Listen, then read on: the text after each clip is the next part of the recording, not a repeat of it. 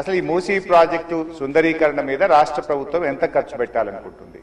ఎందుకంటే ఒకవైపు పిల్లల స్కాలర్షిప్లు ఇవ్వమంటే డబ్బులు లేవు, కోసుక తింటారా అంటున్నారు, లేదా రిటైర్డ్ ఎంప్లాయీస్ కు డబ్బులు ఇవ్వండి అంటే డబ్బులు లేవంటున్నారు. మూసీ సుందరీకరణ మీద 1,00,000 కోట్ల 1,50,000 కోట్ల ఎంత ఖర్చు పెడతామనుకుంటుంది ప్రభుత్వం? సూటిగా సమాధానం చెప్పండి. ఇప్పటి వరకు మూసీ సుందరీకరణలో ఎన్ని నివాసాలు కూల్చివేశారు? ఆ కూల్చివేసిన నివాసాలకు 2013 భూసేకరణ చట్టం కింద పాత ఇండ్లకు కంపెన్సేషన్ ఇచ్చారా? వేజ్ లాస్ ఇచ్చారా?